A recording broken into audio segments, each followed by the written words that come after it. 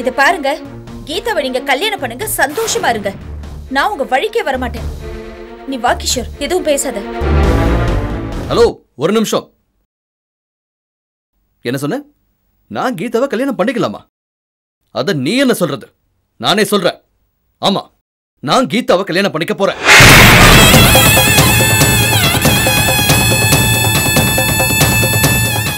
சந்தோஷமா குழந்தையும் பெத்துக்க போறோம். கீதாவை கல்யாணம் பண்ணிக்கிட்டா நான் நிம்மதியா இருப்பேன். உண்மையை சொல்ல போனா கீதா வந்ததுக்கு அப்புறம் தான் நான் சிரிக்கிறேன், ஹாப்பியா இருக்கேன். நீ திரும்ப தேடி வந்தா கூட என் வாழ்க்கை நரகமா தான் இருக்கும். எப்ப என்ன கிரிமினல் வேலை பண்ண வேண்டும் யாருக்கு தெரியும்? உன்கிட்ட இருந்து தப்பிக்கிறதுக்கு தான் நீ வெளியே வந்ததும் உன்கிட்ட டைவர்ஸ் கேட்ட. பாக்கிதா,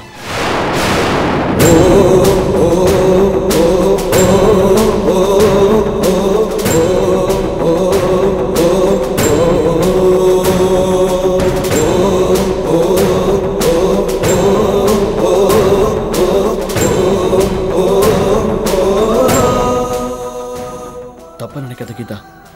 மோகினியை வெறுப்பேத்துறதுக்காக தான் உன்னை கல்யாணம் பண்ணிக்கிறதா சொல்லிட்டேன். அடப்பாவி, அப்போ உனக்கு என் மேல ஆசை இல்லையா? பரவாயில்ல, இனிமே உன்னை லவ் பண்ண வைக்கிறேன்.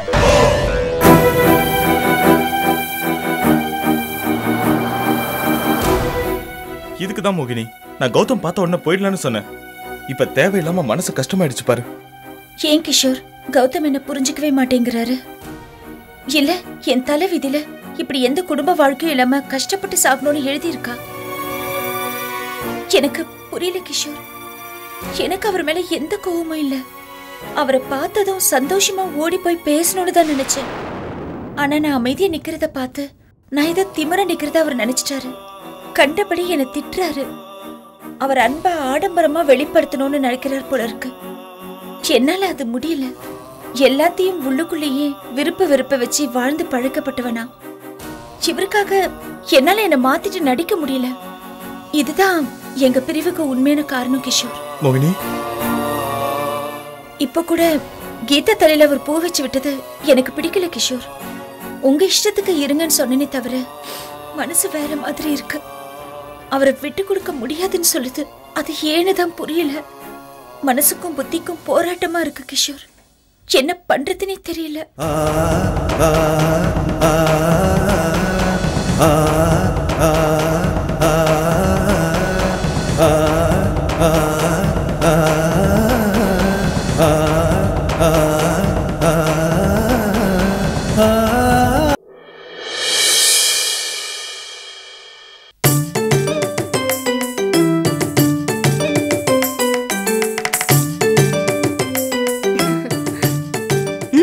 சாப்பிடு.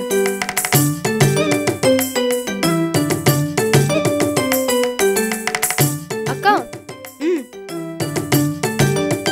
சாம்பார் சட்னி எல்லாமே செம்ம டேஸ்டா இருக்குக்கா. நைட்டு வேற சரியா சாப்பிடலையா, அதனால ஒரு கட்டு கட்டலான்னு இருக்கேன்.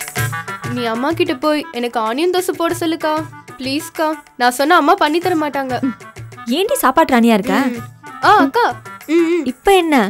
அக்கா, வெங்காயத்தை நல்லா சின்ன சின்னதா கட் பண்ணி அப்படியே தோசை மேல தூணாப்புல போட சொல்லுக்கா. அப்படியே நெய் ஊத்தி நல்லா மொருவலா போட்டு தர சொல்லுக்கா. சரி, கொண்டு வரேன். நீ சாப்பிடு. உனக்கு ஒரு தோசை வைக்கிறேன்.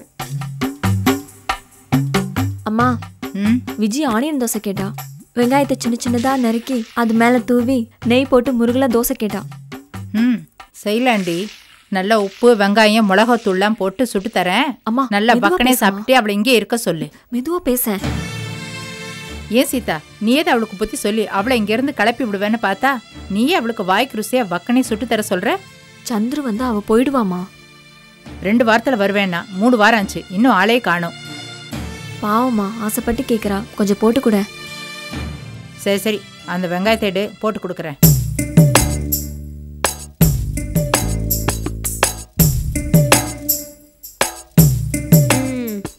வைஷுக்குட்டி, நீ தோசை சாப்பிட்றியா?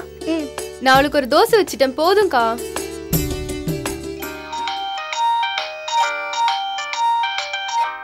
ராமு சார், ராமு சார், உங்க போன் அடிக்குது, காதுல விழலையா? ஏங்க இப்படி மாமா ராமு சார்னு கூப்பிடுற? ஏதோ ஸ்கூல்ல கிளாஸ் ரூம்ல உட்காந்துட்டு இருக்க மாதிரியே இருக்கு. அங்க பாரு, வாத்தியார் மாதிரியே வராரு. விஜி உங்களை ஸ்கூல் வாத்தியார்னு சொல்லி கிண்டல் பண்றான். ஐயோ கிண்டலா பண்ற? போங்க மாமா. வைஷுக்குட்டி சாப்பிட்டு முடிச்சிட்டா.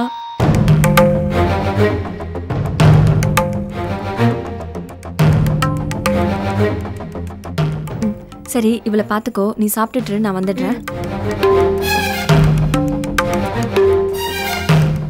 போன்ல யாரு ராமு சார்? மீனாட்சி சார். மீனாட்சி சாரா?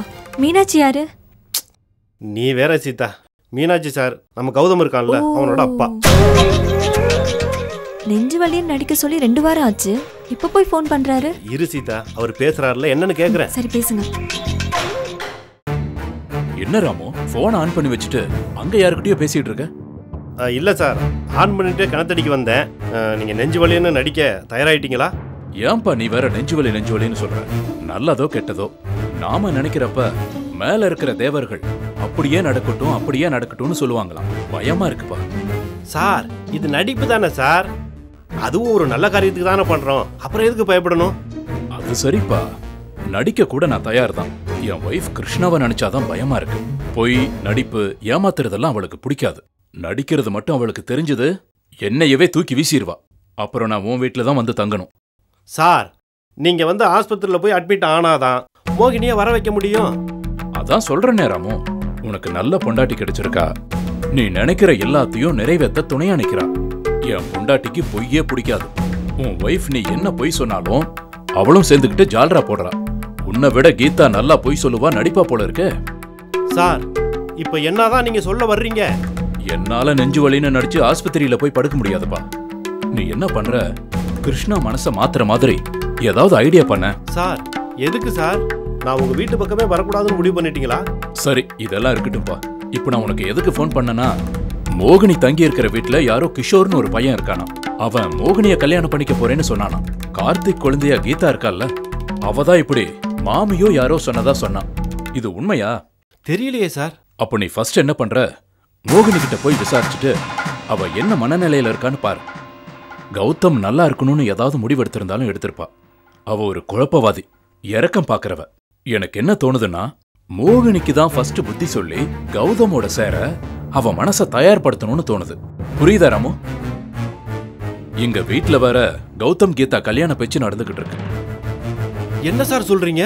அதனாலதான் சொல்றேன், நீ மோகினியை போய் பார்த்து பேசு ராமு. போனை வச்சிடறேன் ராமு. சரி சார்.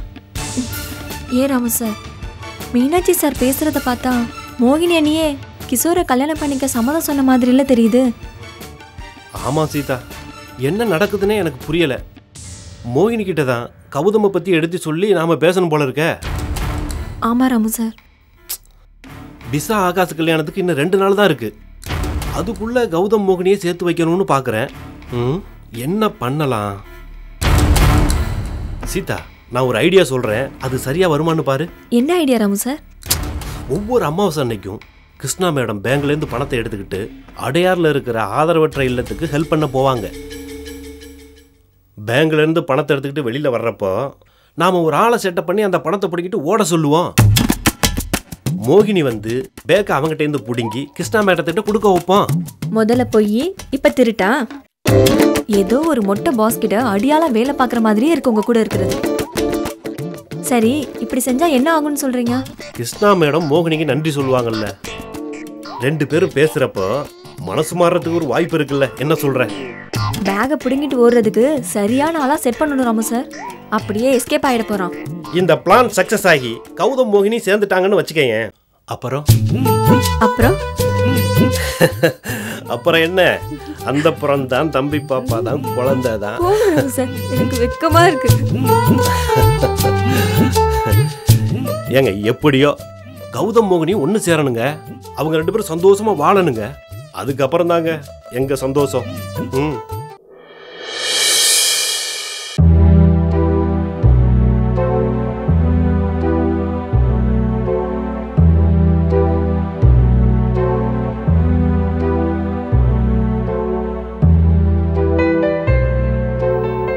என்னது நீங்க எதுக்காக வெங்காயம் நறுக்கிட்டு இருக்கீங்க? நீங்க சோஃபால உட்காந்துக்கிட்டு ஜம்முன்னு புக்கு படிங்க. நேத்தே என்ன கீதா திட்டினா. எதுக்கு திட்டினா? நீங்க ஏதோ வேலை செஞ்சத கீதா பாத்துருப்பா போல இருக்கு. அது என்ன மாமியார் வேலை பாக்குறது மருமகளுக்கு அழகானு என்ன பார்த்து கேக்குறா.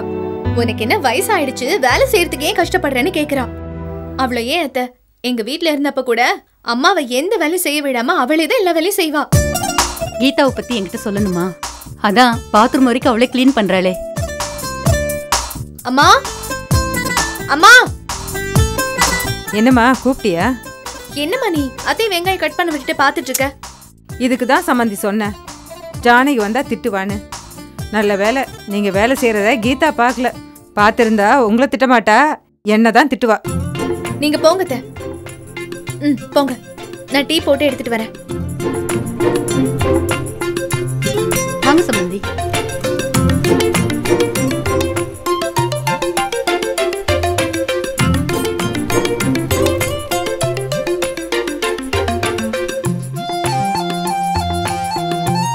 ஸ்பெஷல் டீ அத்தை, இஞ்சி ஏலக்காய் எல்லாம் போட்டிருக்கேன். இந்தாங்க.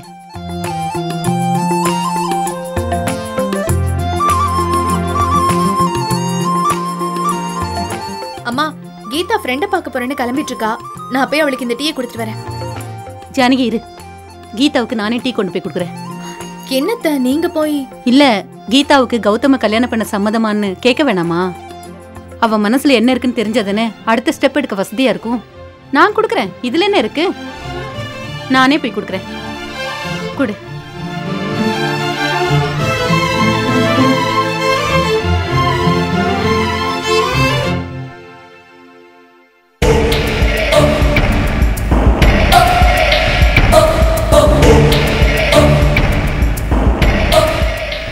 இனி எந்த பிரச்சனையும் இல்லம்மா. கௌதம்க்கும் கீதாக்கும் கல்யாணம் நடந்துரும். அதே மனசு வச்சுட்டாங்கல்ல, அப்புறம் என்ன தடை இருக்கு? இருக்கு ஜானகி, இன்னும் 2-3 முட்டுக்கட்டை இருக்கு, அதையும் நம்ம கடந்தாகணும். என்னம்மா சொல்ற? கௌதம் தம்பி இந்த கல்யாணத்துக்கு ஒத்துக்குமா என்னன்னு தெரியல. அப்புறம் உன் மாமனாரும் என் மாப்பிள்ளையும் ஒத்துக்குவாங்களா என்னங்கிறது தெரியல. இன்னும் நிறைய இருக்கு ஜானகி. நீ கீதாவும் சேர்ந்துக்கிட்டு மோகினியை பத்தி நிறைய பொய் கதைகளை சொல்லி வச்சிருக்கீங்க. கீதா மோகினி கிட்ட போன்ல பேசுற மாதிரி நடிச்சு மோகினி பேரை ரிப்பேர் ஆக்கி வச்சிருக்கா. மோகினி மூலமா இதெல்லாம் வெளியே தெரியறதுக்கு முன்னால கீதா கழுத்துல தாலி ஏறி ஆகணும். இவ்வளோ விஷயம் இருக்கு. போய் ரசத்துல புளிய கரைமா, ஏன் வயித்துல புளிய கரைக்காத.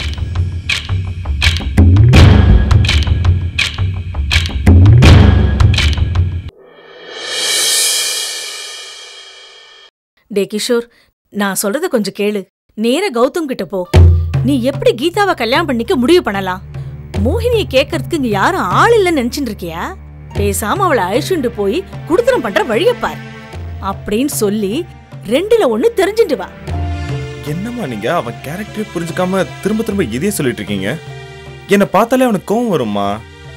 ஏமா, அந்த கீதா உங்ககிட்ட பேசினப்பவே நீங்க இதை சொல்லிருக்கலாம்லம்மா. அவகிட்ட என்னடா சொல்ற? இந்த மாதிரி கௌதம் மோகினியோட புருஷன், சந்தர்ப்பம் கிடைச்சதுன்னு நீ தட்டிட்டு போக பார்க்காத, 2 பேரையும் சேர்த்து வைக்கிறதா நியாயம்னு பேச வேண்டியது தானே? அவ எங்கடா என்ன பேச விட்டா?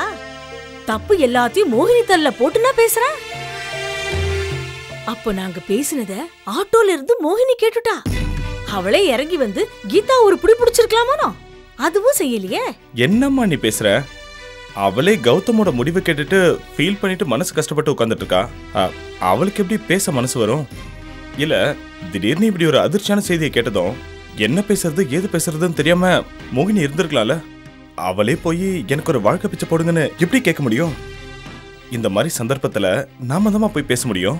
சரிடா, நான் தான் பேசாம வந்துட்டேன்னு சொல்றேனோ.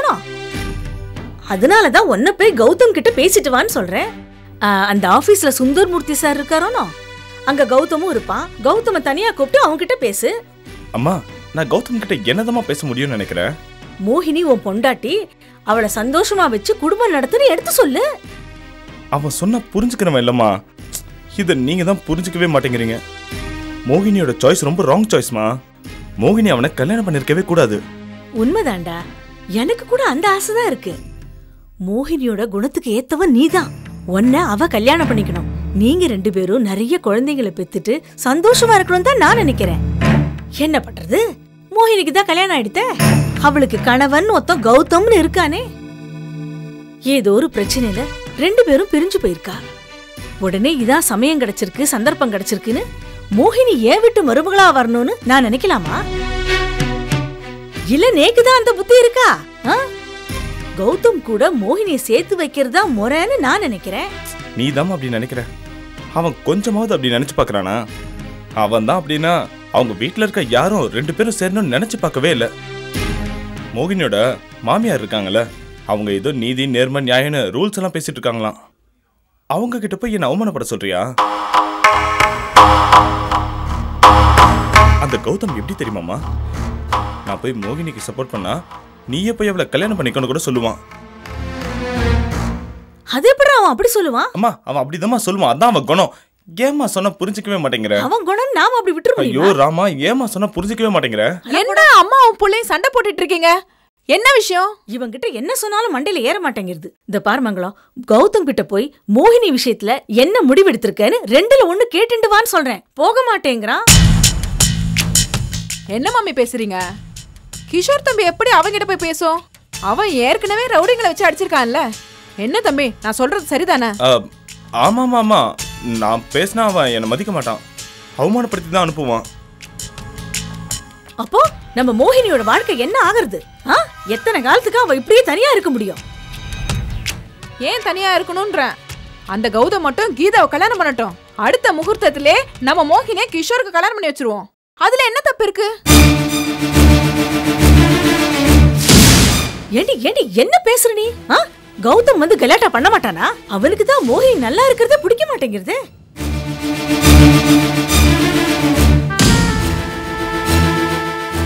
அத்தை,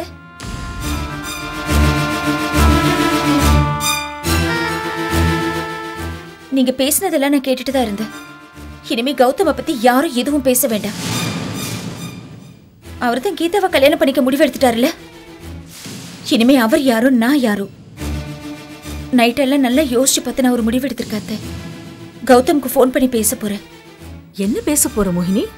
மியூச்சுவல் அண்டர்ஸ்டாண்டிங்ல டிவோர்ஸ் பேப்பர்ல சைன் பண்ணணும்னு கேட்டாருல்ல, அவர் கேட்ட மாதிரியே நான் சைன் பண்ணி தர போறேன் அத்தை. அவராவது சந்தோஷமா இருக்கட்டும்.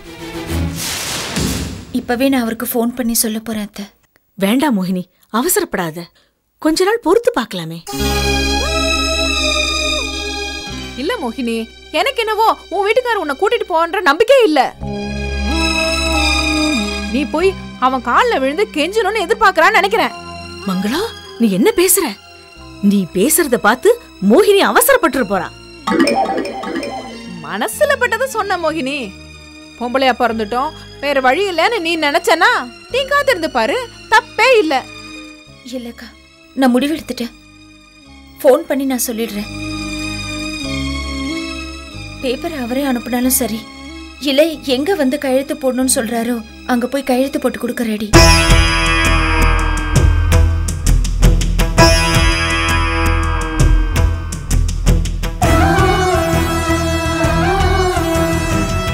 ஃபோன் பண்ணா எடுக்கவே மாட்டேங்கிறார் அத்தை. இவ்ளோ கோவத்துல இருக்கிறவர்கிட்ட நான் எப்படி பேசுறது? இப்ப நான் அவர் மனசுல இல்லவே இல்ல அத்தை. என்ன பேசினாலும் எடுத்தெறிஞ்சு பேசுறாரு. என்ன அவர் மனசுல இருந்து தூக்கி எறிஞ்சிட்டார் அத்தை. இல்ல மோகினி, இனி பேசுறது வேஸ்ட் அத்தை. நான் எடுத்த முடிவு 100% கரெக்ட். சரி, என்னோட இந்த முடிவை நான் ராமுகிட்ட சொல்லி அனுப்புறேன். அவ்வளவுதான், எல்லாமே முடிஞ்சு போச்சு.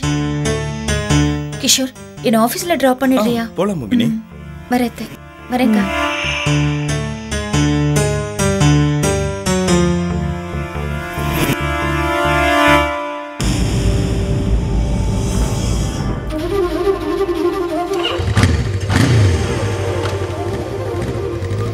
வரேன். மங்களா, பாத்தியா? டைவர்ஸ் குடுக்கறேன்னு மோகினி வாயாலே சொல்லிட்டா. எப்படி மாமா இவ்வளவு சீக்கிரம் சாதிச்சீங்க? நேத்திக்கு மார்க்கெட் போகும்போது எதிர்ச்சியா கீதா என் கண்ணுல சிக்கினா. நான் அவளை மடக்கி கொஞ்சம் உசுப்பி விட்டேன்.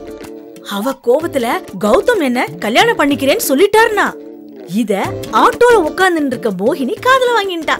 இது போறாதா? போராத்துக்கு காத்தால கிஷோர் கிட்ட பேசுற மாதிரி ஒரு சின்ன டிராமா போட்டேன். இதையும் மோகினி காதுல வாங்கிட்டா. மோகினி முடிவை டிக்ளேரே பண்ணிட்டா. That's all, my job is over. Kishore மோகினி கல்யாணம் சீக்கிரமே நடந்துடும். எனக்கு 5 பவுன் சங்கிலி கிடைச்சிடும்.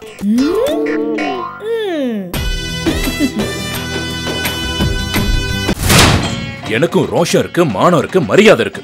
இதுதான் கடைசி. இனிமே இன்னொரு தடவை உன் முகத்திலேயே முழிக்க மாட்டேன்.